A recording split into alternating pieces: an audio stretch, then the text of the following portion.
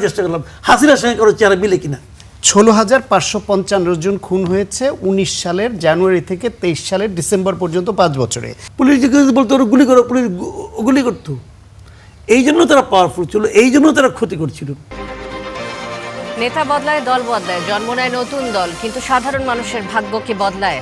আশ্বাস আর প্রতিশ্রুতি ভিড়ে আমরা খুঁজব বাস্তবতার প্রতিফলন। আমাদের কাছে প্রশ্ন করা, দেশ ও মানুষের স্বার্থে প্রশ্ন করেই যাব। থাকবে মত এবং ভিন্ন মতের শ্রদ্ধা। স্টার নিউজ করা আলাপের সঙ্গে শান্তা শার্লি।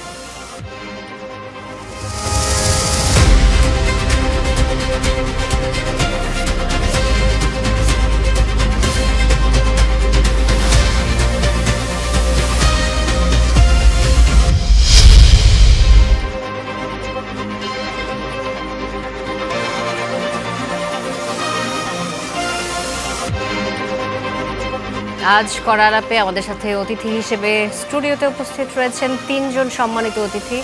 শুরুতেই তাদের সাথে পরিচয় করে দিতে চাই। আমার ঠিক বাঁ দিকে রয়েছেন মাসুদ কামাল, জ্যেষ্ঠ সাংবাদিক।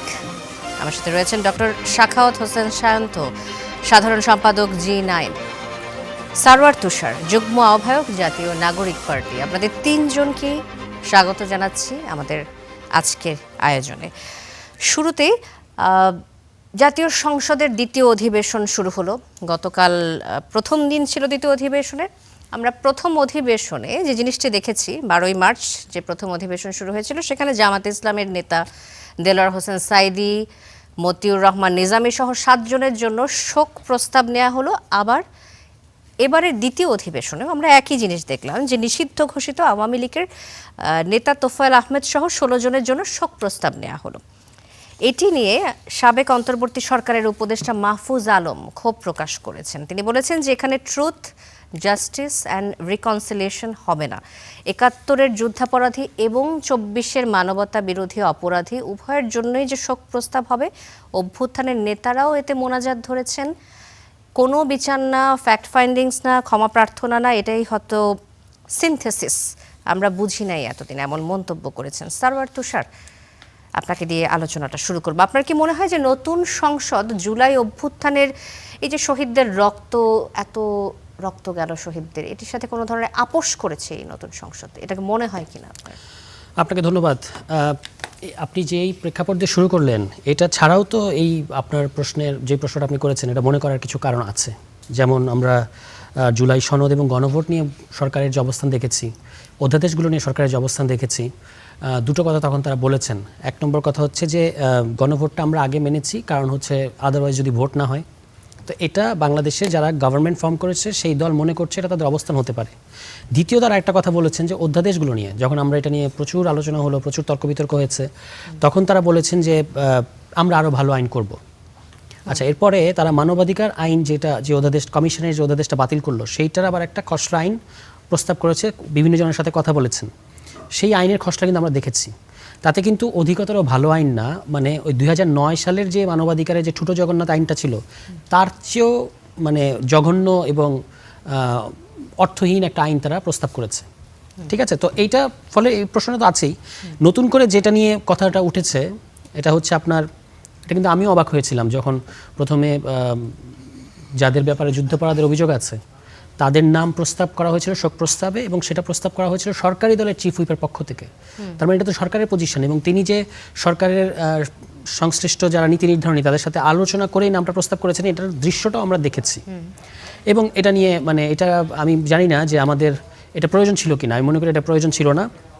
একটা হলো জামায়াতে ইসলামী দল নিয়ে আপনি আজকে কি করবেন, আর একটা হচ্ছে যাদের বিরুদ্ধে যুদ্ধাপরাধের অভিযোগ আছে তাদের নাম আবার ঘটা করে এই সংসদে আসবে। একইভাবে এই যে মানবতা বিরোধী অপরাধের অভিযুক্ত যে দল, সে দলের একজন নেতা, তিনি বর্ষিয়ান রাজনীতিবিদ, কিংবা তিনি ইতিহাসে তার গুরুত্বপূর্ণ ভূমিকা আছে, এগুলো পাশাপাশি তাকে নিয়ে বিতর্কও তো আছে। মানে তার 72-75 সময়ে তার ভূমিকা, কিংবা এই যে আওয়ামী লীগের ফ্যাসিজমের এটা বলা হয়ে থাকে যে আওয়ামী লীগের বিভিন্ন যে গণবিরোধী সিদ্ধান্ত 2014 আগে কিংবা 18 আগে এই সময় যিনি বেশি বেশি শেখ হাসিনাকে এগুলো দ্বারা প্রভাবিত করতেন তার মধ্যে তিনি একজন। তো তাকে আবার শোক প্রস্তাবটা করা, শুধু সেটা না, শোক প্রস্তাবে তো তার নামটা নেওয়া হয়েছে এবং আমি বলবো যে বিরোধী দলকে এক ধরনের ট্র্যাপে ফেলা হয়েছে এর মধ্য দিয়ে, যেটা নিয়ে আমার সমালোচনা হচ্ছে। যতই ট্র্যাপে ফেলা হোক না কেন, এনসিপির এমপিরা সংসদে শোক প্রস্তাবে মোনাজাতে আওয়ামী লীগের সাবেক এমপি নেতাদের নাম বাদ দিয়ে যে এই যে দোয়াটা করছেন মন্ত্রীদের নাম নিয়ে, এটি আপনার কাছে একটু অন্যরকম মনে হয়নি? তাদের কি প্রতিবাদ করার কথা ছিল বা এরকম? সেটাই আমি বলছি যে ট্র্যাপটা কোথায়। ট্র্যাপটা হলো যে শুধু তো তাকে নিয়ে মোনাজাতটা করা হয় নাই। আপনি অনেকগুলো শোক প্রস্তাবে অনেক নাম এসছে, এর মধ্যে রামিসার নাম এসছে যিনি নির্মম হত্যাকাণ্ডের শিকার হয়েছে যে শিশু, এছাড়াও এই কিছুদিন আগে যে আগুন লাগলো সেটা নিয়েও এখানে ছিল, অনেকগুলো জিনিস মিলিয়ে তারপর আপনি ওভারঅল যে শোক প্রস্তাব উঠেছে সেটার একটা মোনাজাত হয়েছে। তো সেখানে আমাদের পার্টিসিপেট করা মানে আলাদা করে, আমি জানি না, এটা হয়তো আরও অন্য কেউ ভালো বলতে পারবে, যে আলাদা করে আমি তোফায়েল আহমেদের ব্যাপারে যে শোক প্রস্তাব করা হয়েছে এটাতে আমার আপত্তি আছে, এটা রেজিস্টার করার কি পদ্ধতি ছিল আমার ঠিক জানা নাই। যেহেতু ওভারঅল শোক প্রস্তাব করা হয়েছে এবং সেটার উপরে একটা আপনাকে মোনাজাত ধরতে হয়েছে, এবং এই কারণে আমি বলছি যে এটা একটা সরকারি দলের একটা চতুরতা। এবং যেহেতু তোফায়েল আহমেদের সমসাময়িক অনেক রাজনীতিবিদ এখনও আপনার এই পার্লামেন্টে আছেন, বিএনপি সরকার দলীয়, এবং তাদের এক ধরনের সম্ভবত ব্যক্তিগত সম্পর্ক ছিল তার সাথে, সে কারণে তারা এটার একটা বাধ্যবাধকতা অনুভব করেছেন কিনা যে শোক প্রস্তাবটা করা উচিত, কারণ কয়েকদিন পরে যদি আবার আমার ক্ষেত্রে তো শোক প্রস্তাব করা না করা নিয়ে তর্ক উঠতে পারে। কিন্তু এই ক্ষেত্রে তারা যাদের বিচারটা এখনো আনসেটেলিং, এখনো বিচার হয় নাই, এবং তার এই শোক প্রস্তাব আপনি তাহলে তার জানাজাটা পড়তে দিলেন না কেন? তার জানাজার সময় এইসব করার কি দরকার ছিল? সেখানে সেটাকে কেন্দ্র করে যে ধরনের দানা বাঁধতে চেষ্টা করেছে আওয়ামী লীগ, সেটা তো আপনি আটকেছেন। কেন আটকেছেন? যথার্থই আটকেছেন, কারণ হচ্ছে তাদের এখন কার্যক্রম নিষিদ্ধ। তো সেই কার্যক্রম নিষিদ্ধ দলের একজন নেতা, তাকে সংসদে এই সম্মান জানানোর তো কোনো প্রয়োজন ছিল না, কারণ শোক প্রস্তাব করা মানে এটা নথিবদ্ধ হয়ে গেল। আচ্ছা, কিন্তু পরেও আপনারা প্রতিবাদের কোনো ভাষা খুঁজে পাননি? পরবর্তীতে এখন শোক প্রস্তাব করা হয়েছে, সেটা নিয়ে পরবর্তীতে কিভাবে প্রতিবাদ করা যাবে, সেটা প্রতিবাদ যদি করার সুযোগ থাকে তাহলে প্রতিবাদ করবে। কিন্তু এই যে ওভারঅল পুরো জিনিসটাকে একটা প্যাকেজের মধ্যে ঢুকানো, এটা তো সরকারি দলের একটা চতুরতা হিসেবে আমরা দেখি। জি জি, ধন্যবাদ ডক্টর সাখাওয়াত হোসেন শান্ত। একই প্রসঙ্গে আসবো, বিএনপির চিফ হুইপ নুরুল ইসলাম এবং বিরোধী দলীয় উপনেতা আব্দুল্লাহ তাহেরের জোরালো দাবিতে দণ্ডিত যুদ্ধাপরাধীদের নাম শোক প্রস্তাবে যুক্ত করা হয়েছিল, যদিও তাদের বিচার এবং দণ্ড নিয়ে বেশ তর্ক রয়েছে। এখন আওয়ামী লীগ নেতা তোফায়েল আহমেদের শোক প্রস্তাবেও বিএনপি এমপি ও নেতারা মোনাজাত ধরেছেন। এই অবস্থানের আসলে রাজনৈতিক ব্যাখ্যা কি? বিএনপির সমর্থকরা এটিকে কিভাবে দেখছেন? বিএনপি বাংলাদেশে লিবারেল ডেমোক্রেসি প্র্যাকটিসিং একটা দল। তারা কোনো কিছু নিয়ে কখনোই এক্সট্রিম পজিশন নেয় না। বিএনপি ক্ষমতায় থাকতে তারা শেখ মুজিবুর রহমানকেও নাকচ করে দেওয়ার রাজনীতি করতে চায়নি। বিএনপির প্রধানমন্ত্রী এমনকি তারেক রহমান পর্যন্ত টুঙ্গিপাড়ায় তার মাজার কবর জিয়ারত করতে গেছেন।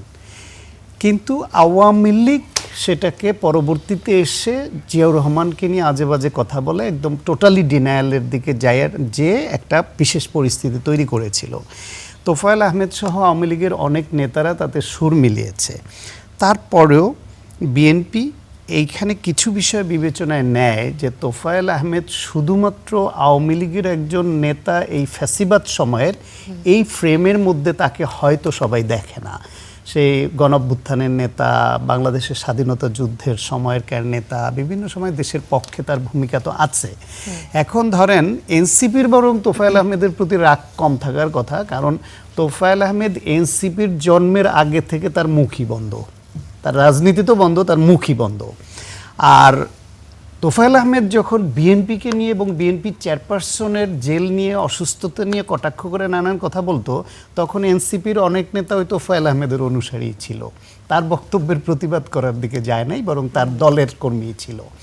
সুতরাং এনসিপির এদের প্রতি রাগ কম হওয়ার কথা, বিএনপির রাগ হওয়ার কথা বেশি। কিন্তু বিএনপি যেহেতু সামগ্রিকভাবে চিন্তা করে, একজন পার্লামেন্টারিয়ান বাংলাদেশের স্বাধীনতার পক্ষে ভূমিকা রাখা, তার খারাপ ভালো দুইটা ভূমিকাই আছে, কিন্তু একটু জেনারেসিটি দেখে ইনক্লুসিভ পলিটিক্স এবং ওই যে বললাম লিবারেল ডেমোক্রেসি প্র্যাকটিসিং দল বিএনপি, সেই বিবেচনায় এদের সবার প্রতি রীতি অনুসারে জাতীয় সংসদে যারা সংসদ সদস্যরা মৃত্যুবরণ করেন তাদের যে শোক প্রস্তাব তোলার যে রীতি, সেটা আওয়ামী লীগ কখনো কখনো ভঙ্গ করেছে, কিন্তু বিএনপি অতীতও ভঙ্গ করেনি, সে তার ধারাবাহিকতা রক্ষা করছে।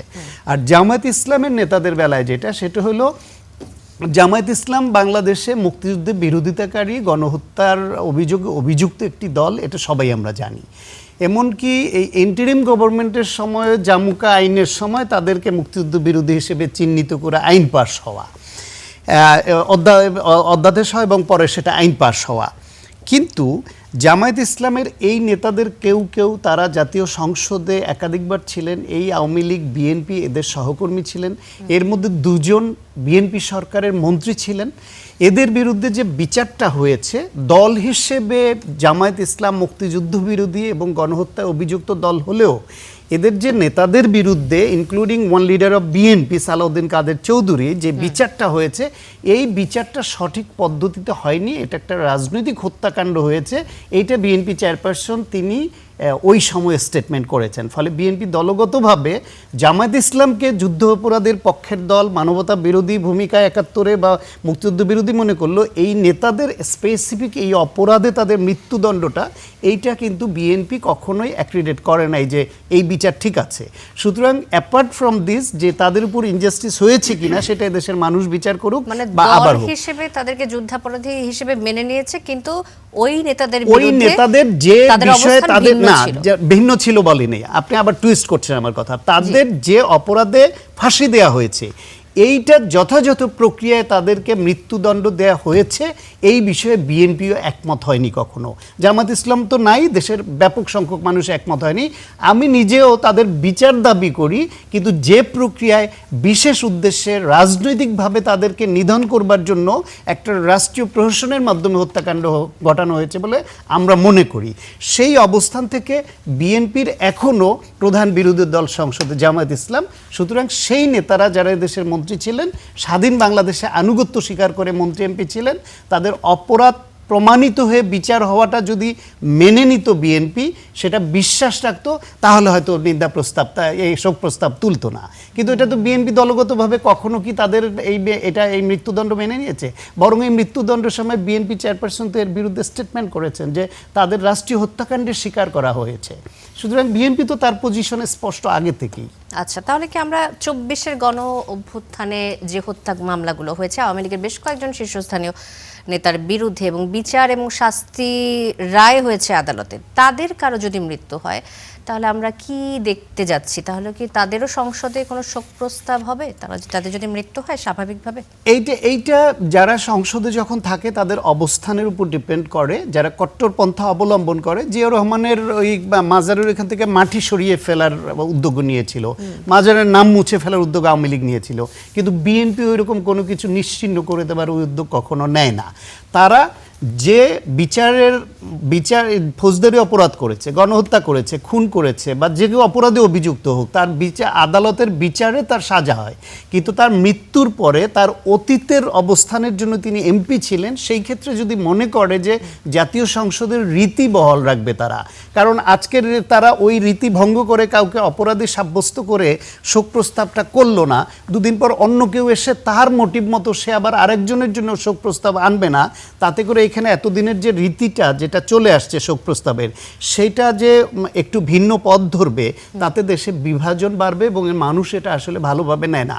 আপনি দেখবেন যে এই যে মানুষকে মৃত্যুর পরে তাকে হেনস্থা করা, অপদস্থ করার রীতিটা এটা আওয়ামী লীগ চালু করেছে। লাশের উপর থুতু দেওয়া, জুতা নিক্ষেপ করা, কবর দিতে না দেওয়া, কবরে গিয়ে আগুন জ্বালিয়ে দেওয়া, এটা কি মানুষ ভালোভাবে আওয়ামী লীগের এটা নিয়েছে? সুতরাং মৃত মানুষ তিনি জীবিত থাকতে তার উপরে তার যেরকম শাস্তিটা হওয়া দরকার, মৃত্যুর পরে তাকে যারা অপছন্দ করে, ঘৃণা করে, সেটাও প্রকাশ হয়। সেটা সংবাদ মাধ্যম বলেন, আপনি ভার্চুয়াল মিডিয়া বলেন, সব জায়গায় প্রকাশিত হচ্ছে, তাদের আগের সমস্ত কর্মকাণ্ড বের হয়ে আসছে, সেটা একটা দিক। কিন্তু একটা প্রতিষ্ঠান, সেই প্রতিষ্ঠানের সদস্য হিসেবে তিনি ওইখানে সার্ভিস দিয়েছেন, সেই প্রতিষ্ঠান যদি একটা নির্দিষ্ট একটা ফর্মুলা, একটা নর্মস মেনে তাদের সদস্য যারা ছিল তাদের শোক প্রস্তাব জানাতে চায়, এটা একান্তই ওই জাতীয় সংসদের তাদের জেনারেসিটির বিষয়। জি, ডক্টর সাখাওয়াত হোসেন শান্ত, আবার আসবো আপনার কাছে। মাসুদ কামাল, এই যে শোক প্রস্তাবের সবাইকে অন্তর্ভুক্ত করার বিষয়টিকে আপনি কিভাবে দেখেন? এই নীতিকে আপনি কিভাবে দেখেন? এটি কি রাজনৈতিক সমঝোতা নাকি মাহফুজ আলমের ভাষায় বিচারহীনতার সিনথেসিস? দেখেন, আমি একটা কথা বলি, একটা মুসলমানের যখন মৃত্যু হয় না, তখন আমরা কিন্তু ওনার সঙ্গে আমার কেমন সম্পর্ক ছিল, উনি কেমন লোক ছিলেন, সেটার বাইরেও আমরা কিন্তু ইন্না লিল্লাহটা পড়ি। এখন যদি বিধর্মী হয়, যদি সে ঘোষিত বিধর্মী হয়, সে নিজে যদি আত্মস্বীকৃত বিধর্মী হয়, সেক্ষেত্রেও তো আমরা এটা পড়ি না। আমি একটা ধর্মীয় দিকটা বলছি।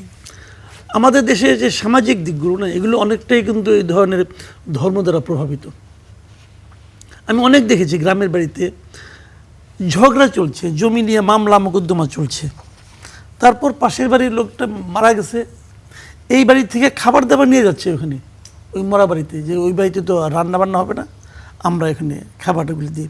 এটা হলো আমাদের একটা মানে এই দেশের মানুষের একটা কালচার।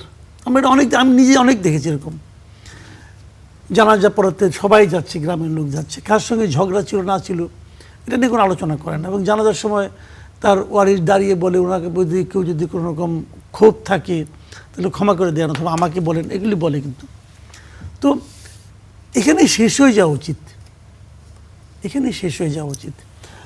এখন যদি বলে কেউ যে না উনি তো আইনগতভাবেই অপরাধী, হ্যাঁ আইনে তুবুতুর রহমান নিজামী অপরাধী, কোর্ট রায় দিয়েছে, তো ভাই সুপ্রিম কোর্ট রায়, সব কোর্ট রায় দিয়েছে, আপিল হয়েছে, সেখানেও রায় হয়েছে।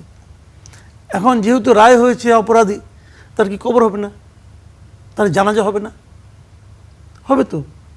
রায় যখন দিয়েছে, ওই রায়ের পরে ওনার জীবন অবসান হয়েছে, সেটা সত্য মিথ্যা ভুল ভাল এটা অন্য ব্যাপার। এরশাদ শিকদারের যখন নাকি ফাঁসি হয়, যারা এরশাদ শিকদারের সন্তান তারা কি খুশি হয়েছে? খুশি হয় নাই। তাই বলে কি ফাঁসি হয় নাই? ফাঁসি হয়েছে। তারপর তার জানাজা হয় নাই? হয়েছে। কবরও হয়েছে, কবরও হয়েছে। তাই বলে এরশাদ শিকদারের যে কৃতকর্ম সেগুলিকে সব পূর্ণ হয়ে গেছে? পূর্ণ হয় নাই।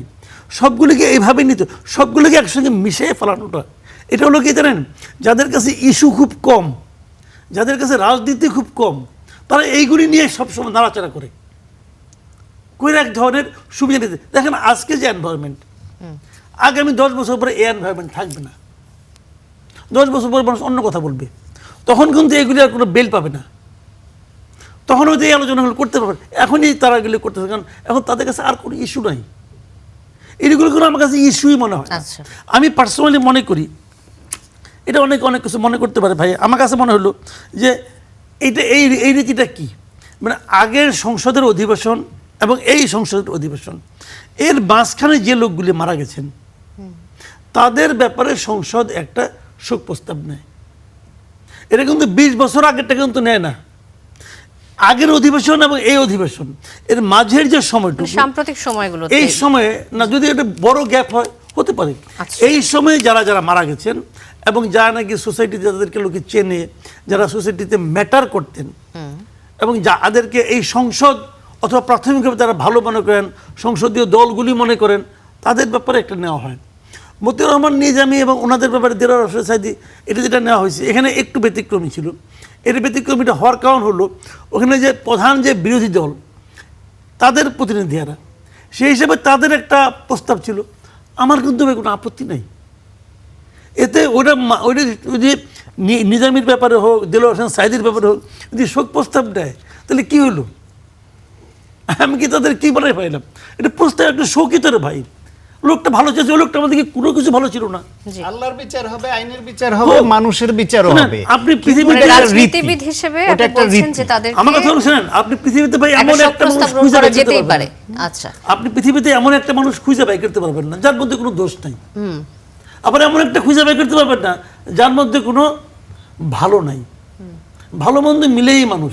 একটা মানুষ যখন মরে যায়, যখন তার জীবন অবসান হয়ে যায়, তখন তাকে নিয়ে মাঠ গরম করার মতো এত জ্বালানি আমাদের কেমনি করে আসে, এটাই আমি বুঝি না।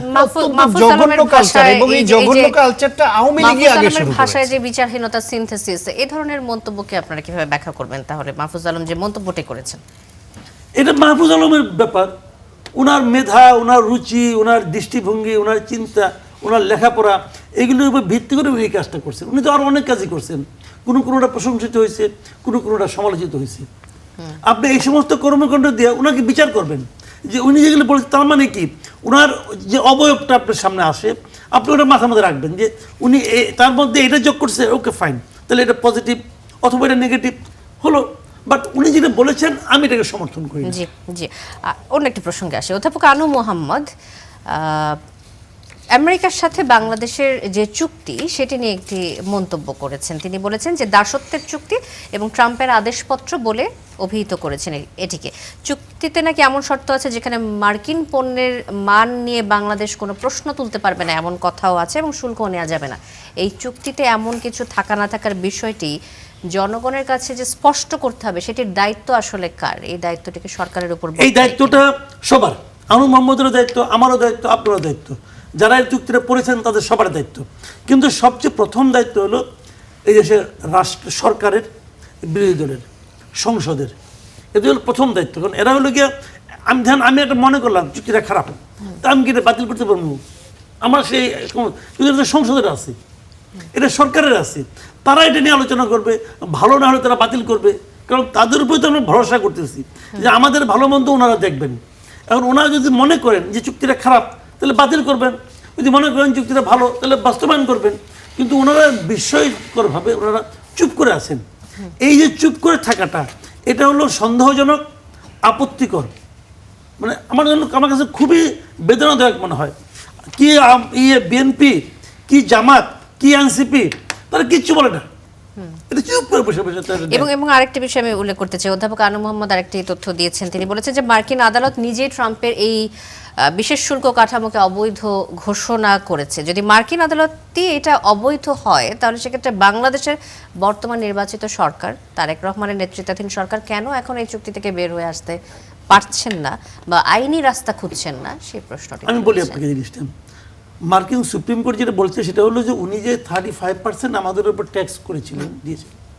মার্কিন সুপ্রিম কোর্ট বলছে যে এই ট্যাক্সটা উনি প্রেসিডেন্ট এটা দিতে পারেন না, এটা হলো ওই প্রসঙ্গে বলছেন।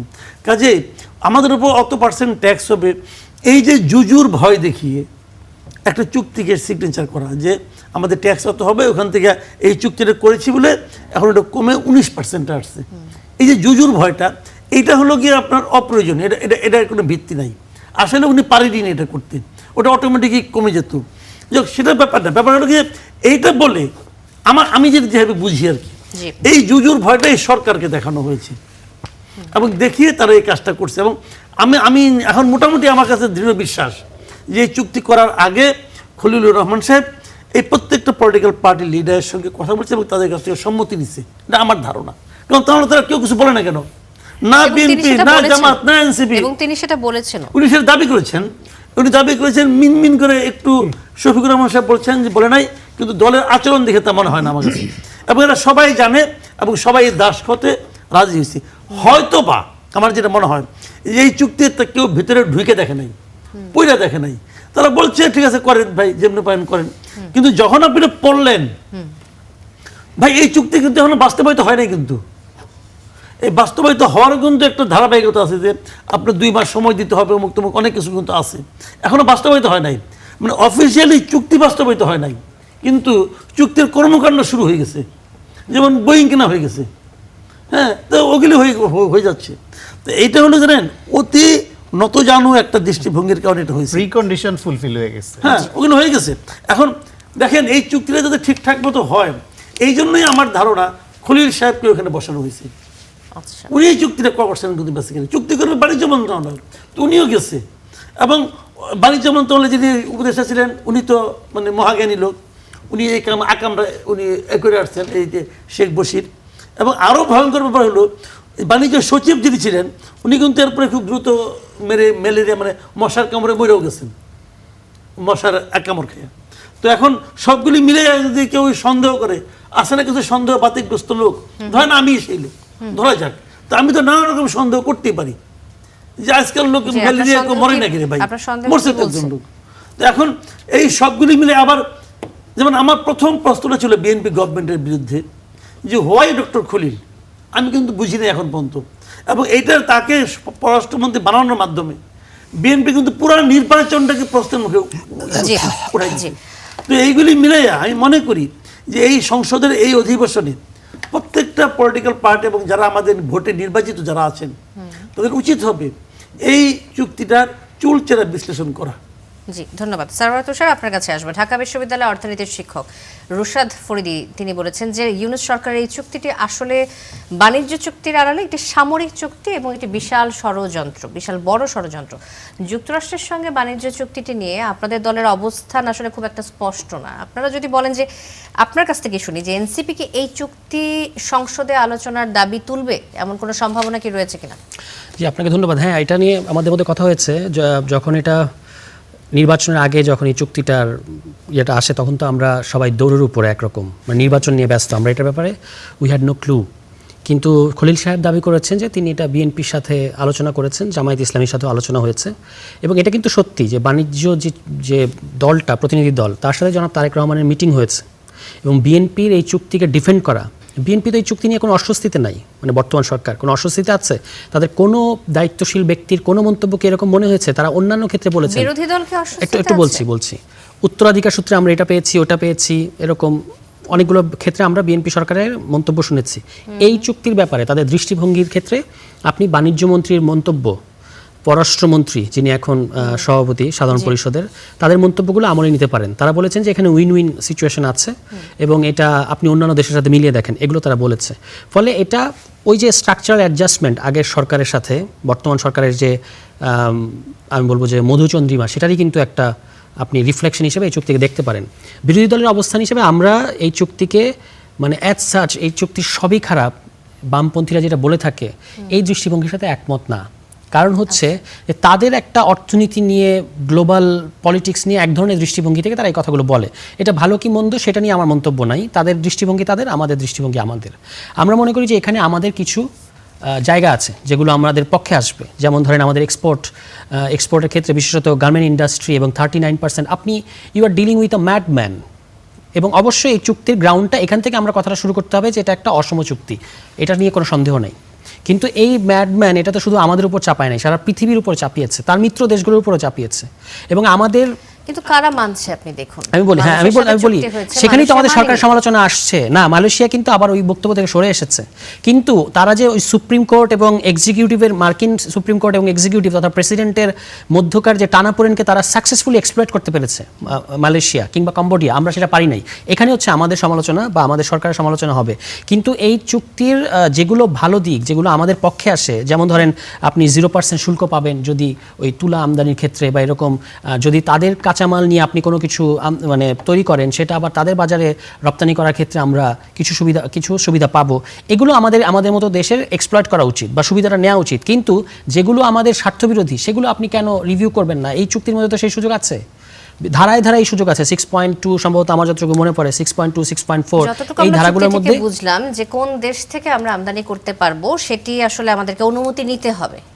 যদি আমি চুক্তি বুঝে থাকি, তাহলে এটি কি আসলে একটি, আপনি এটা নিয়ে তার সাথে আপত্তি, তার সাথে বার্গেইন করেন, আমাদের কোনো স্ট্র্যাটেজিক, আমি আসলে এনসিপির অবস্থান জানতে চাচ্ছি। অবশ্যই আমি, হ্যাঁ, আমাদের অবস্থান হচ্ছে এই চুক্তি রিভিউ করতে হবে। এই চুক্তি রিভিউ করতে হবে যেগুলো আমাদের পরিষ্কারভাবে আমাদের স্বার্থবিরোধী। আমি তো বললাম যে এর সব কিছু আমাদের স্বার্থের। আমি কার সাথে স্বাধীনভাবে আরেক দেশের সাথে যদি আমি অর্থনৈতিক সম্পর্ক করতে চাই, সেখানে মার্কিন যুক্তরাষ্ট্রের কিছু মানে বক্তব্য থাকা উচিত না বা নাক গলানো উচিত না। আমি যদি কারো কাছ থেকে, এটা আগে ইন্ডিয়া করতো, আমি ইন্ডিয়ার কাছ থেকে ধরেন আমাকে লোন দিচ্ছি ইন্ডিয়া, তারপর বলতো যে আমি এই লোন দিয়ে কী করবো সেটাও তার কাছ থেকে সিদ্ধান্ত নিয়ে নিতে হবে। তাহলে তারা, আমি এই লোনের তো আমার দরকার নাই। আমি যদি আপনার কাছ থেকে লোন নেই, আপনি আমার কাছ থেকে শুধু লোন এবং সুদ বুঝে নেবেন, আমি এটা দিয়ে কি করব সেটা আমার ব্যাপার। ঠিক আছে, ফলে এটা নিয়ে আমি বলি যে এনসিপি এটার পার্ট না। এটার পার্ট বড় দলগুলো হতে পারে, যারা সরকার এসছে তারা হতে পারে, কিন্তু এনসিপি এটা নিয়ে মনে করে যে এটা রিভিউ হওয়া উচিত এবং পুরোপুরি বাতিল। এটা রাজনৈতিক বক্তব্য আকারে খুব সুন্দর, কিন্তু আমরা বুঝি যে এটা বাস্তবসম্মত না।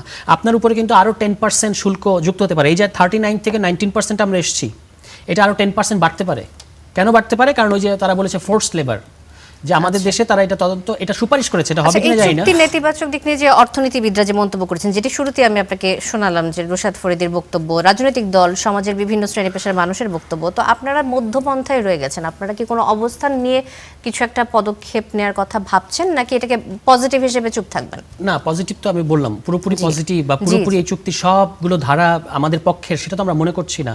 এটা অবশ্যই সংসদে আলোচনা হওয়া উচিত এবং বিরোধী দলের পক্ষ থেকে আমরা হয়তো এটার ব্যাপারে সরকারের পজিশনটা জানতে চাইবো যে আপনারা এটা নিয়ে রিভিউ করবেন কিনা। সরকার তো বলেছে যে তারা রিভিউ করবে, কিন্তু এইখানে সরকার যেভাবে নিশ্চুপ থেকে একটা অবস্থান, তাদের অবস্থানটা কিন্তু আমাদের সামনে পরিষ্কার করে তুলছে যে অন্যান্য দেশ, সব দেশই তো এটা সাফারার হয়েছে, কিন্তু অন্যান্য দেশ যেভাবে এটাকে এক্সপ্লয়েট করেছে বিভিন্ন ধারা অনুযায়ী, সেটা কিন্তু আমরা করি নাই।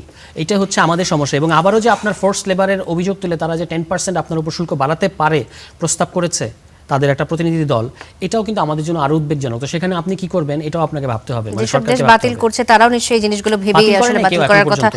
এবং না মানার কথা বলছে। মালয়েশিয়ার কথা যতটুকু না জানি না, আমরা। মালয়েশিয়া মানছে না এরকম না। মালয়েশিয়া প্রথমে বলেছিল তারা এটা মানবে না, কিন্তু আবার তারা রিনেগোশিয়েট করেছে বা করতে বাধ্য হয়েছে। আচ্ছা, কিন্তু অফকোর্স তারা তাদের স্বাধীন একটা অবস্থান দেখিয়েছে যে তোমার মধ্যে তোমার সুপ্রিম কোর্ট এই কথাটা বলছে এবং যে এই চুক্তি হওয়া উচিত না, তো এটা থেকে তাদের যেটা সুবিধা অনুযায়ী যতটুকু এক্সপ্লয়েট করার কথা সেটা তারা করেছে। আমি বলতেছি যে আমরা সেটা করতে পারতাম, কিন্তু আমরা সেটা করি নাই। জি, ধন্যবাদ ডক্টর সাখাওয়াত হোসেন শান্ত। আপনার কাছে আসব, এই যে চুক্তির কারণে সামরিকভাবে অর্থনৈতিকভাবে দাসত্বের মুখে পড়বে বাংলাদেশ, এমন একটা অভিযোগের কথা আসছে। নির্বাচিত সরকারি দল বিএনপি এই যে বারবার অভিযোগগুলো আসছে, কেন এর বিরুদ্ধে অবস্থান নিচ্ছে না? রিভিউ করার সুযোগ নেই, বাতিল করার সুযোগ নেই, এমনটা বলছেন সারওয়ার তুষার। আমি আপনার কাছ থেকে শুনতে চাই। ওকে, প্রথম কথা হলো এই চুক্তিটা যে একটা অসম চুক্তি, এই ব্যাপারে মনে হয় কারো দ্বিমত নাই। যার এ পর্যন্ত বিভিন্ন মতের যাদের আলোচনা শুনেছি, কেউ এটার পক্ষে ডিফেন্ড করবার জন্য বিশেষ বড় কোনো উপাদান খুঁজে পায়নি। দ্বিতীয় কথা হলো এই চুক্তিটা এই সরকারের উপর আসার মাত্র এই নির্বাচনের 3 দিন আগে তড়িঘড়ি করে ইন্টারিম গভর্নমেন্ট যেভাবে করলো, তাদের যে একটা খারাপ ইন্টেনশনের মধ্যে নিহিত আছে, এইটা অনেকে মনে করে, আমরা এখনো জানি না, কিন্তু আছে। এইখানে এটা একটা অসম চুক্তি এবং এটা কোনোভাবে উইন উইন না, এটা উইন লুজ একটা চুক্তি হয়েছে। বাংলাদেশ লুজ করছে, আমেরিকা উইন করেছে।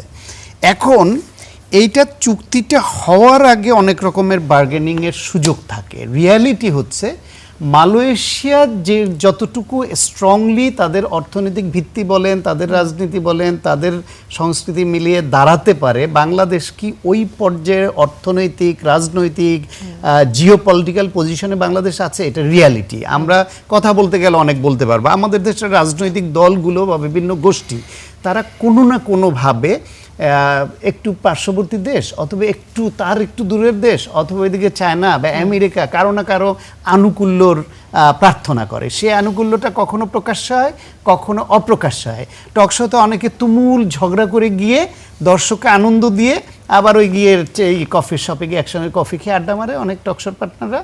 রাজনৈতিক নেতারা সংসদে আগে এরকম করতো যে তুমুল পার্লামেন্টারিয়ান সাংঘাতিক ঝগড়া করে সংসদ ফাটিয়ে ফেললো, তারপর রাতে গিয়ে দুইজনে বন্ধু ফোনে কথা বলছে আর বলছে যে এটা করতে হয়। তো এইরকম আমাদের রাজনৈতিক দলগুলো প্রকাশ্য বা অপ্রকাশ্যভাবে বাইরের আনুকূল্য প্রত্যাশা করা রাজনীতি এদেশে প্র্যাকটিসড হয়ে আসছে। সেই ক্ষেত্রে ধরেন এরা মিনমিন করে বিরোধী তো ওই জন্য করছে কারণ আমেরিকার আনুকূল্য প্রত্যাশা করেন এরকম রাজনৈতিক দল খুব কম খুঁজে পাবেন যারা ক্ষমতার কাছাকাছি থাকে। এটা আমার বোধ, এটা মিথ্যা হলে আমি খুশি হব। সেই বিবেচনায় এই চুক্তিটা হয়ে যাওয়ার পরে সরকারের পক্ষে এই চুক্তি ক্যান্সেল করার দিকে যাওয়া বা আমেরিকার উপর চাপ প্রয়োগ করবার মতো বাংলাদেশে এরকম সরকার ইউজুয়ালি হয় না। আমি এই সরকারকেও বিশ্বাস করি যে তারা এটা চাইলেই পারবে এমন না। তবে যদি তাদের জন্য ক্ষেত্র তৈরি করা যায়, যেমন এনসিপি তারা একটা প্রোটেস্ট করতে পারে না, জামায়াত ইসলাম একটা প্রোটেস্ট করতে পারে না, জনগণকে বলতে পারে না যে এই অসম চুক্তি আমরা মানব না। ফারাক্কা নিয়ে এরকম হয়েছে না, ইন্ডিয়ার সঙ্গে অসম চুক্তি নিয়ে এরকম হয়েছে না, অনেক কিছু হচ্ছে না। আমেরিকার এটা নিয়ে এরকম একটা পরিস্থিতি তৈরি হোক, যমুনা ঘেরাও হয়েছে না কত কিছু নিয়ে, এরা এরকম গিয়ে গণভবন বঙ্গভবন ঘেরাওয়ের একটা কর্মসূচি দেখ না, অথবা ওই অ্যাম্বাসি ঘেরাওয়ের একটা কর্মসূচি দেখ, যেটা রিভিউ করতে হবে। সরকার বলুক যে আমাদের তো রাজনীতি করতে হবে, দেশ চালাতে হবে, দেশ আনরেস্ট হয়ে যাচ্ছে, সবার দাবি, বিরোধী দল সবার দাবি, আসো আমরা একটু নেগোসিয়েশনে বসি, একটা অজুহাতও তো পায়। বাংলাদেশে রাজনৈতিক দল বলেন, সরকার বলেন, এককভাবে কেউ এমন শক্তিশালী অবস্থানে থাকে না, মুখে যত বাগাড়ম্বর করুক, যে এই শক্তিশালী দেশগুলোর সঙ্গে ওই রকম চোখে চোখ রেখে এই বার্গেনিংয়ে যেতে পারে। ক্ষেত্র প্রস্তুত করলে তাদের জন্য কখনো কখনো সহজ হয়। সেই ক্ষেত্রে জামাত ইসলাম, এনসিপি সরকারকে শুধু দোষারোপ করছে, কিন্তু তার ওই ক্ষেত্রটা তৈরির জন্য কোনো ভূমিকা রাখছে না কেন? তার মানে হচ্ছে বিশেষ উদ্দেশ্যে হিডেন কোনো এজেন্ডা থেকে ইন্টারিম গভর্নমেন্ট লাস্ট টাইমে যে তড়িঘড়ি করেছে সেইখানে এদের সম্মতি ছিল। এমনকি এখনও তারা রাজনীতি রক্ষা করবার জন্য মুখে অসম্মতির কথা বললেও এদের সম্মতি আছে ভেতরে ভেতরে, যে কারণে তারা ক্ষেত্র প্রস্তুত করছে না। কিন্তু আমার মনে হয় এই বিষয়ে সরকার বিরোধী দল সবার আলোচনা করা উচিত যে যেখানে যেখানে আমাদের উইন করার সুযোগ আছে সেই ক্ষেত্র কিভাবে তৈরি করা যায় এবং রিভিউ করা যায়, সেদিকে কেউ যাচ্ছে না। অবস্থান যে এই যে নিতে না পারা, এর কারণ হিসেবে তো বেশিরভাগ সময় বলা হচ্ছে যে কথাটি বলছিলেন মাসুদ কামালও কিছুক্ষণ আগে বলছিলেন যে এই চুক্তি আসলে সবার সমঝোতার ভিত্তিতেই হওয়ার একটা সম্ভাবনা রয়েছে। তো যদি তাই হয় তাহলে জনগণ যদি চায় এবং এনসিপি সমর্থন দেয়, বিরোধী দল সমর্থন দেয়, সরকারের দায়টা কি একটু বেশি বলে মনে হয় কিনা? সরকারের দায় বেশি না, সরকারের দায় আরো কম, কারণ সরকার একটা ট্র্যাপের মধ্যে পড়ে গেছে উত্তরাধিকার সূত্রে। আপনি আমাকে এখানে ইনভাইট করার আগে আমি বিবেচনা করি যদি যে আপনার সঙ্গে আমার বসা উচিত কিনা, আমি ডিনাই করি আপনি আরেকজন গেস্ট আনেন, তাহলে আপনার সঙ্গে আমার শত্রুতা তৈরি নাও হতে পারে। কিন্তু আপনার এখানে আসার পরে আমি যদি এই মাঝখানে উঠে চলে যাই, আপনার কাছে আমার আর বন্ধুত্বটা থাকবে না কোনোভাবেই। কিন্তু আপনার সঙ্গে আমার শুধু এই প্রোগ্রাম না, এর বাইরে অনেক কিছুতে চুক্তি আছে, আমাদের কাজ করতে হয়। একটা দেশকে, সরকারকে অনেক কিছু মাথায় রেখে চলতে হয়। আজকে বিএনপি আছে বলে তাকে আপনি একটু খোঁচা দিতে পারছেন এটা বলে, বাংলাদেশের মতো এরকম থার্ড ওয়ার্ল্ড কান্ট্রি এবং এরকম নানাবিধভাবে আষ্টে পৃষ্ঠে আমরা জড়ানো বিভিন্ন বড় শক্তিগুলোর কাছে, সেইখানে যেই সরকারে থাকুক এত সহজ আমেরিকার মতো একটা দেশের সঙ্গে এরকম চুক্তি করে সেই চুক্তিটা বাতিল করে দিবে, এইটা বাংলাদেশের আমি মনে করি ওই বাস্তবতা আমাদের আসে নাই। তবে বিরোধী দলগুলো যদি ওইরকম মাঠ তৈরি করতে পারে, জনগণের দাবিকে তারা জোরালোভাবে উপস্থাপন করে চাপ প্রয়োগ করতে পারে, সরকারের তাতে যদি সায় থাকে এবং বলে বার্গেনিং এর জায়গা তৈরি হয় যে দেখো আমার দেশ আনরেস্ট হয়ে যাচ্ছে, আমার সরকার চালাতে হবে, আমার রাজনীতি করতে হবে, আমার দেশ রক্ষা করতে হবে, তোমাদের এই একটা চুক্তির জন্য বাংলাদেশ এরকম হয়ে যাচ্ছে, ডেফিনেটলি। কিন্তু বিরোধী দলগুলো সেদিকে যাচ্ছে না, কারণ তারা জানে তারা ওইখানে ওইভাবে তাদেরও ওই যে হিডেন কোন যে সম্মতি আদায়ের যে রাজনীতি, ওই ক্ষেত্রটা নষ্ট। অনেকে আবার বলে থাকে বিএনপি নির্বাচনের বাইরে কোনো শক্তির সাথে আপোষ করে এসেছে, এই কারণে তার অবস্থানটা নিতে পারে না, এমন কথাও কিন্তু আমরা শুনে থাকি। বলেই তো চুপ করে আছে।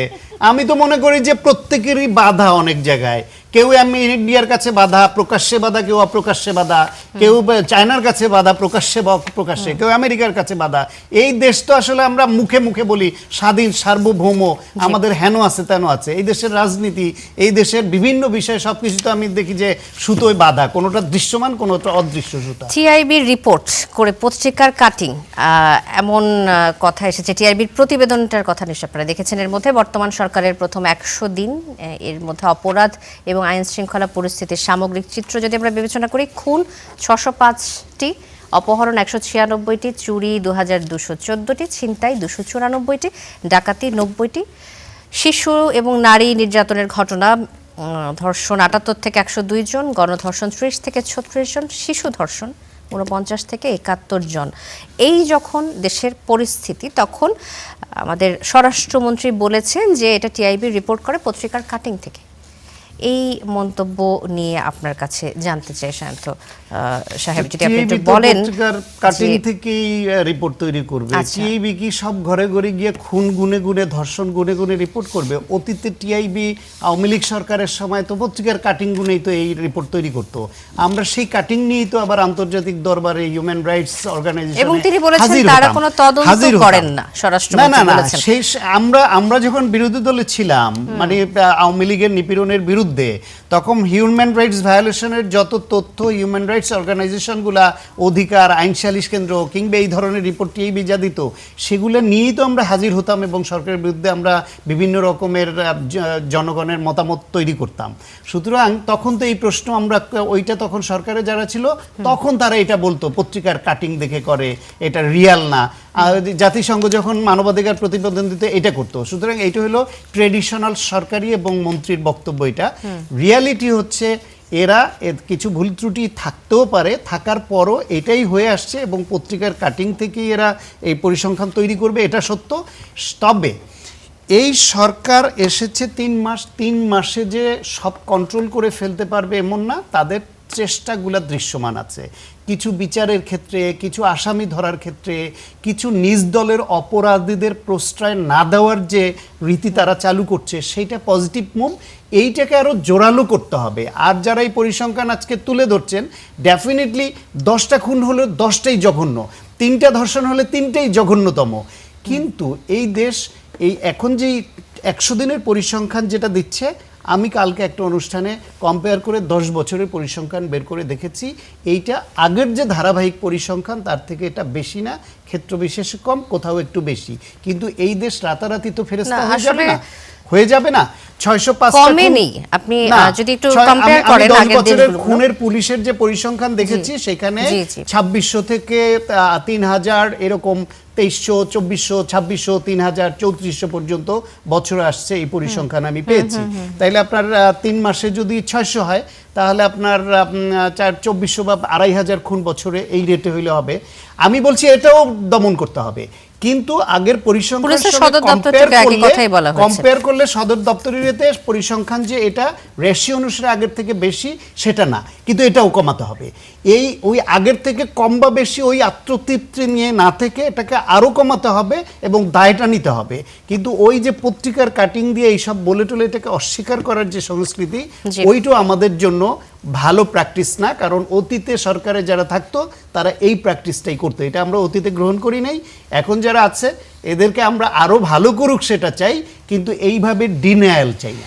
জি, ধন্যবাদ। সারওয়ার তুষার, আপনার কাছে আসবো যে অভ্যুত্থানের পর নাগরিকদের যে নিরাপত্তা দেওয়ার কথা, এই সরকার সেটি দিতে পেরেছে কিনা, এবং সেই সাথে অন্তর্বর্তী সরকার যে লম্বা একটা সময় পার করলো, ওই সময় তারা নিরাপত্তা নিশ্চিত করতে ব্যর্থ হয়েছে বলা যায়।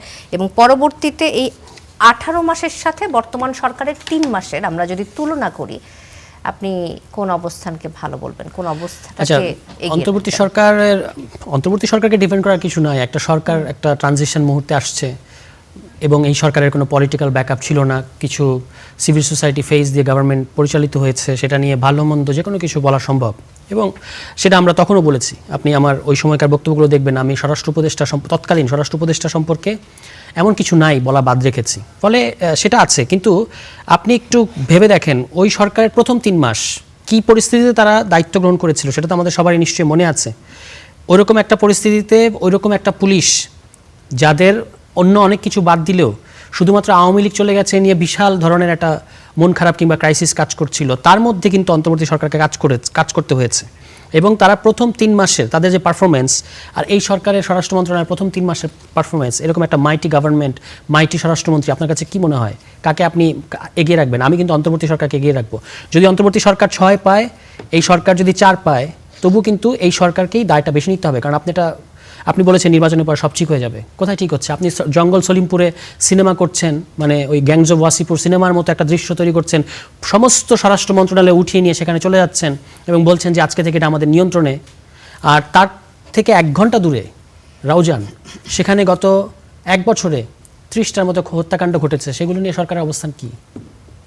বা এই সরকার আসার পরেও সেখানে 10 থেকে 15টা হত্যাকাণ্ড ঘটেছে, সেগুলো নিয়ে সরকার, ওটার কারেন্সি নাই, ওইটার কোনো টিআরপি নাই। কিন্তু এই জঙ্গল সলিমপুরে যে দৃশ্যটা সরকার তৈরি করতে চেয়েছে বা স্বরাষ্ট্র মন্ত্রণালয় তৈরি করতে চেয়েছে, সেটা একটা টিআরপি আছে। এখন টিআইবির এই রিপোর্ট নিয়ে আপনি অনেক কথা বলতে পারেন। যেমন আমি দেখলাম যে টিআইবি কিন্তু আওয়ামী লীগ সরকারের প্রথম 100 দিনের প্রতিবেদন কখনো তৈরি করে নাই। তাই বলে এখন করবে এটা নিয়ে আমরা আপত্তি প্রকাশ করবো, সেটা তো না। এখন যেটা হচ্ছে আপনার দেখতে হবে যে তারা যে ইন্ডিকেটরগুলো দিয়েছে, হত্যাকাণ্ড, তারপর আপনার ছিনতাই, রবারি, অপহরণ, নারী ও শিশু নির্যাতন, এগুলোর ক্ষেত্রে তো আসলেই সরকারের যথেষ্ট পরিমাণ ঘাটতি আছে, এবং বিশেষত যেগুলো রাজনৈতিক অপরাধ ঘটছে এগুলো তো সরকার থামাতে পারছে না। এবং সেখানে সবচেয়ে যেটা অ্যালার্মিং হচ্ছে, আমি মনে করি যে 100 দিনের বিষয়টা নিয়ে বারবার কথা হচ্ছে যে 100 দিন আসলে যথেষ্ট কিনা, এটিকে 100 দিন যথেষ্ট সময়। 100 দিন কেন যথেষ্ট সময়? 100 দিনের মধ্যে আপনি কিছু প্যাটার্ন আবিষ্কার করতে পারেন কোন দিকে যাচ্ছে।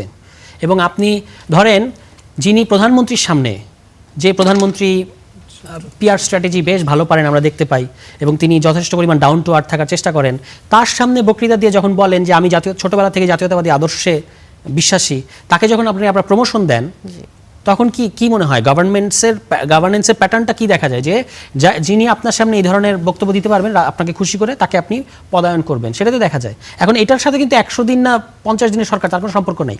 পদায়ন আপনার সিদ্ধান্ত হয়েছে, তো এটা দায় আপনি নেবেন না?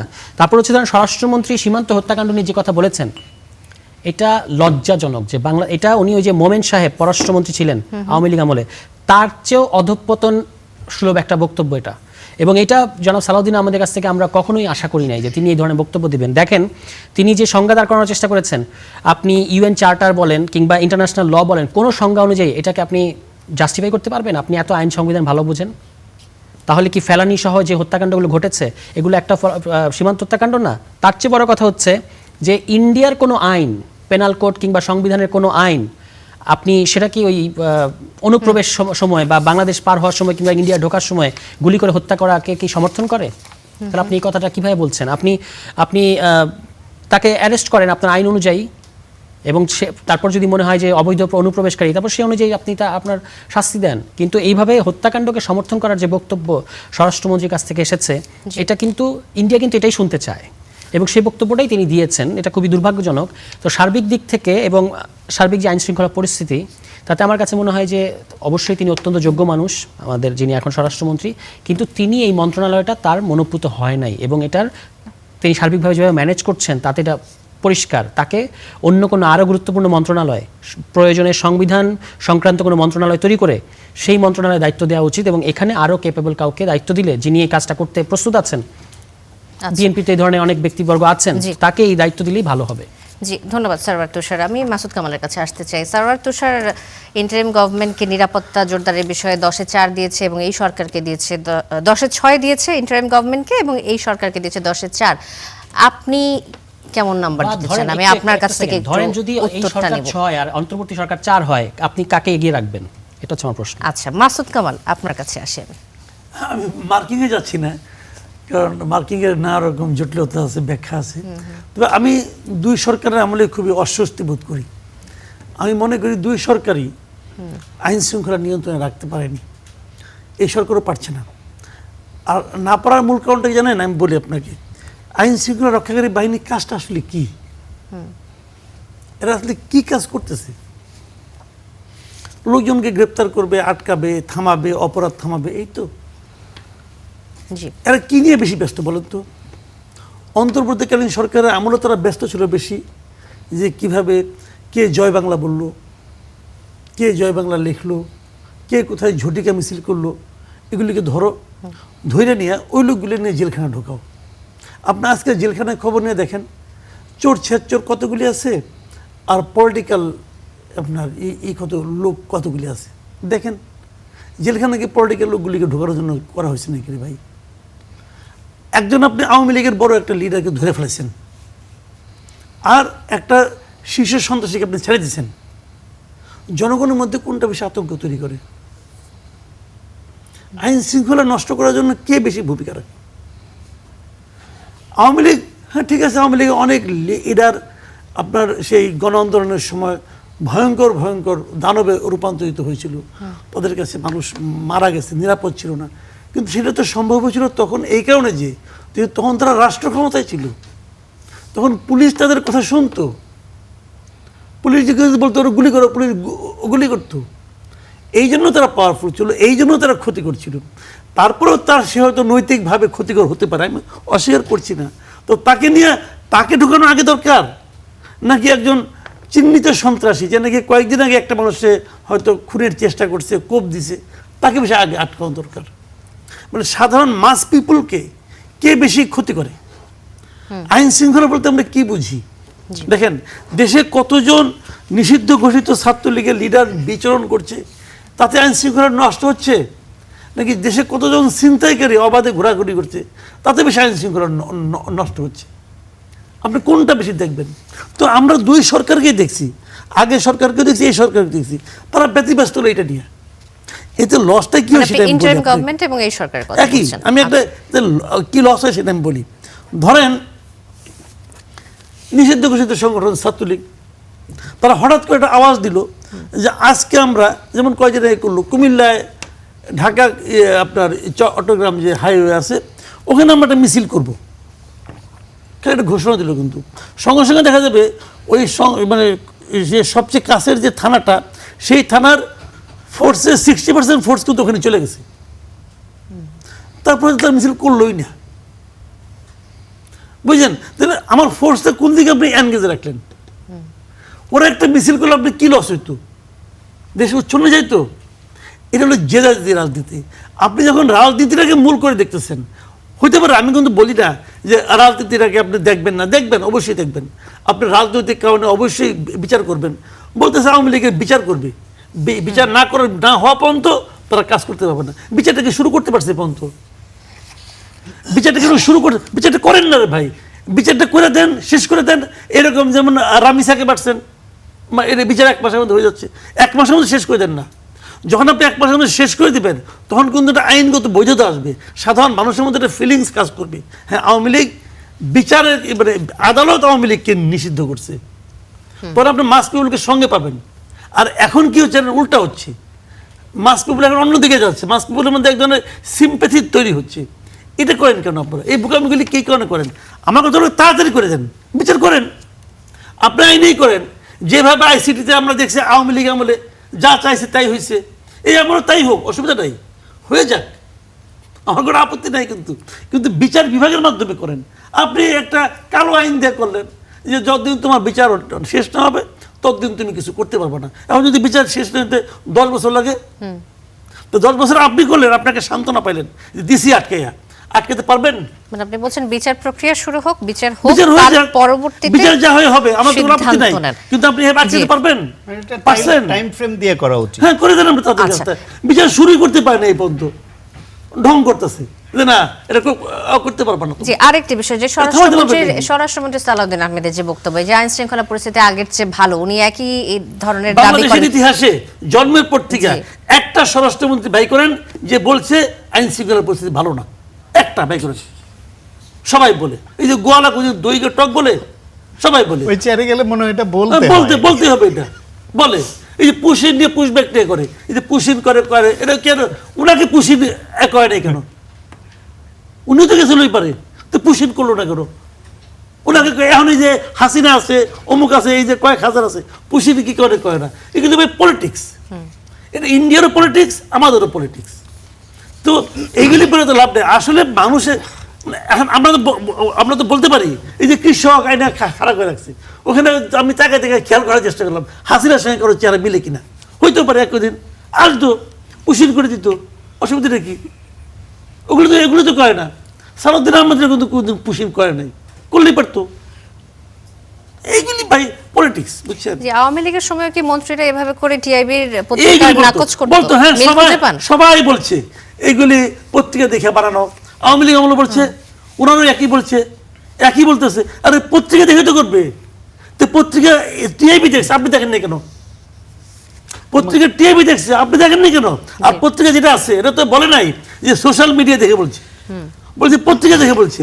তো পত্রিকা তো ধরতে পারবেন যদি মিথ্যা হয়। জি, ওটা তো মিথ্যা না, বরঞ্চ কম আরো আছে, ওটা কম আসছে বরং। আমাকে একটু 30 সেকেন্ড টাইম দিবেন একটা জিনিস একটু ক্লিয়ার করে। 30 সেকেন্ড, সেটা হলো যেটা আমি বলছিলাম, যখন আপনি বেড়েছে বা কমেছে বলবেন তখন আপনাকে পরিসংখ্যানে যেতে হবে। যেটা একটু আগে আমি মাসুদ কামাল ভাইকে দেখাচ্ছিলাম, দেখেন 24 সালের একটা রিপোর্ট আসছে, ডেইলি স্টার এবং প্রথম আলো কমন রিপোর্ট ছেড়েছে। Over 1600 killed in last 5 years in Awami League, এটা মানে পুলিশের পরিসংখ্যান। 16,555 জন খুন হয়েছে 19 সালের জানুয়ারি থেকে 23 সালের ডিসেম্বর পর্যন্ত 5 বছরে। আমি ভাগ করে দেখলাম, গড়ে বছরের পরে 3,311 জন। আর এই আপনার 100 দিনে যদি 605 জন হয়, সেটা 365 দিনে কনভার্ট করলে হয় 2,208 জন। তাহলে এইটাও আমাদের কাম্য না, এবং এটা কমাতেই হবে, সেই দাবিটা করব। কিন্তু তাহলে তো আমাকে বলতে হবে আগের থেকে পুলিশের পরিসংখ্যান অনুযায়ী খুনের সংখ্যা কমেছে, কিন্তু এটা সন্তুষ্টি অর্জনের মতো না, আমরা আরো উন্নতি চাই। কিন্তু আপনি পরিসংখ্যান না দিয়ে আপনি 605 বলে বলবেন, ভয়াবহ অবস্থা, আগের থেকে বেড়েছে, আওয়ামী লীগকে হার মানিয়ে ফেলেছে। এই রাজনীতি থেকে পরিসংখ্যানগত দিক থেকে আসলে যে কথাটা যেভাবে হওয়া উচিত, ওইটা তাহলে দুইটা পরিসংখ্যান আনতে হবে। একটা পরিসংখ্যান দিয়ে বেড়েছে বা কমেছে বলার এই রীতি থেকেও আমরা যারা আলোচনা করি আমাদের বের হয়ে আসতে হবে। জি, ধন্যবাদ ডক্টর সাখাওয়াত হোসেন সায়ন্ত, মাসুদ কামাল এবং সারোয়ার তুষার, আপনাদের তিনজনকে অসংখ্য ধন্যবাদ কড়া আলাপে আসার জন্য। দর্শক, শেষ করছে কড়া আলাপ। অনেক ধন্যবাদ সাথে থাকার জন্য।